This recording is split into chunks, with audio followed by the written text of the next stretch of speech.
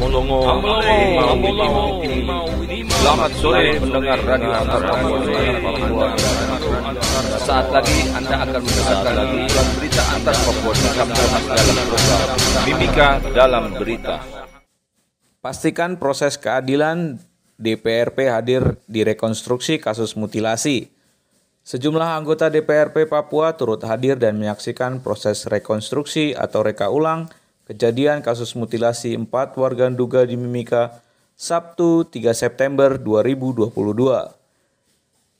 Kepada wartawan di lokasi rekonstruksi, anggota DPRP Papua Komisi 1 Bidang Pemerintahan Umum, Laurensius Kadepa mengatakan, kehadiran DPRP Papua pada rekonstruksi ini untuk menyaksikan langsung proses eksekusi korban, sehingga mereka dapat bayangan seperti apa kejadiannya. Laurensius mengatakan pihaknya hadir atas undangan dari Kapolres Mimika. Ia juga mengaku telah bertemu dengan Ketua Harian Komisi Kepolisian Nasional atau Kompolnas, Irjen Purnawirawan Beni Mamoto. Laurensius mengatakan dirinya hadir dalam proses rekonstruksi bersama dengan tim yang dibentuk oleh DPRP. Sehingga pada proses rekonstruksi ini agar ada kepastian hukum yang membuat keluarga korban merasa mendapat keadilan.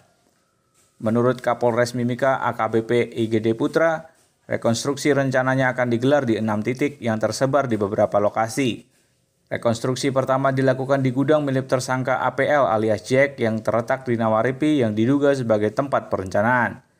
Lokasi kedua berada di lahan kosong yang terletak di Jalan Budi Utomo Ujung yang merupakan lokasi pembunuhan terhadap korban Leman Nirigi dan Irian Nirigi.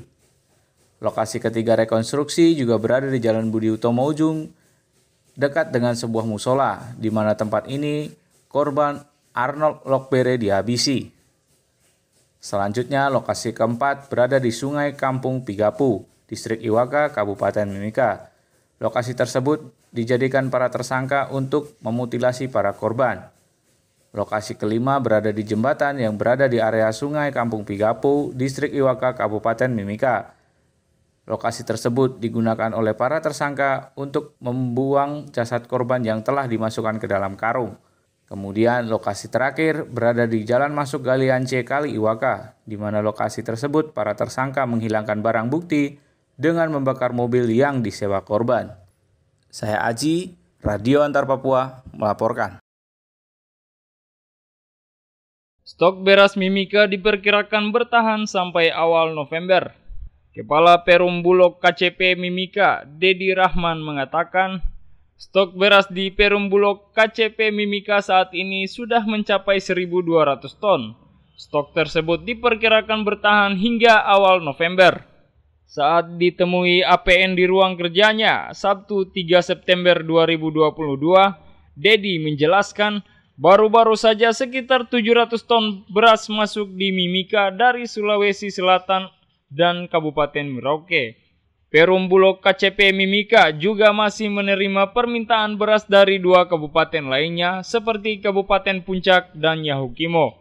Menurut Dedi, sejauh ini untuk memenuhi permintaan masyarakat, Perum Bulog KCP Mimika biasanya permintaan masyarakat yang dilayani bisa sampai 200 hingga 300 ton beras.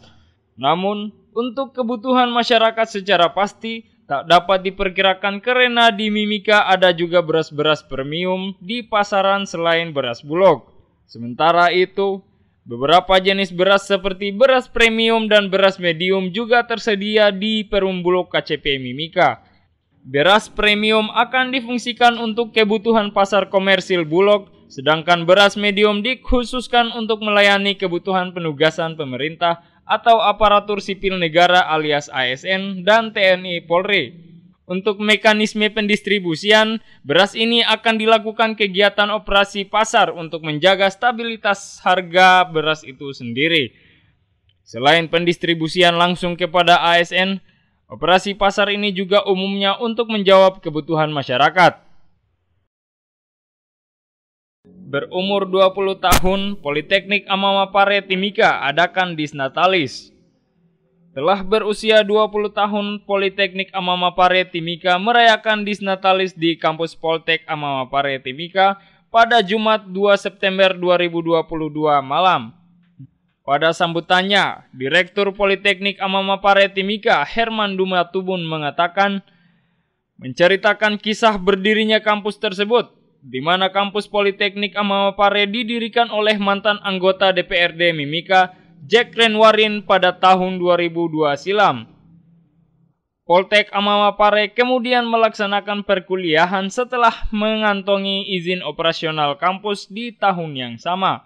Kala itu, kantor kampus Politeknik Amamapare Timika berlokasi di Jalan Kesehatan atau bangunan hotel bisnis saat ini.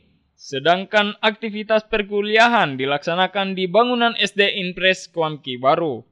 Di awal berdirinya, pada kurun waktu tahun 2005 hingga 2007, Politeknik Amamapare menjalankan proses perkuliahan tanpa memiliki sarana dan prasarana yang mendukung, ditambah sumber daya manusia yang minim dan sebagainya mengakibatkan proses perkuliahan tidak berjalan mulus. Herman bertemu dengan Jack Renwarin untuk membeli sebidang tanah berjarak kurang lebih 50 meter di samping rumahnya guna mendirikan bangunan kampus. Sejak saat itulah, proses pembangunan kampus baru mulai dikerjakan, namun karena terkendala anggaran membuat bangunan 2 lantai itu membutuhkan waktu sekitar kurang lebih 14 tahun untuk bisa dirampungkan.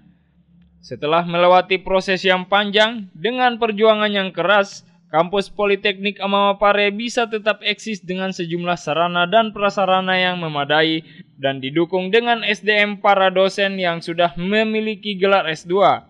Tentunya ada target yang harus dicapai untuk 20 tahun keberadaan Politeknik di Mimika.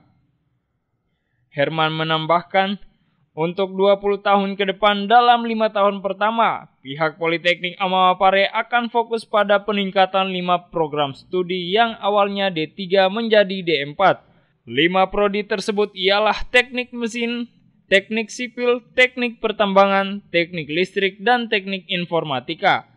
Sementara itu, Wakil Bupati Mimika, Johannes Retob yang hadir pada perayaan Disnatalis Poltek Amamapare Timika itu turut menyampaikan rasa haru dan berterima kasih kepada Poltek Amamapare Timika yang telah membantu pemerintah dalam mendidik dan membangun SDM Mimika serta telah berkontribusi pada pembangunan di Mimika.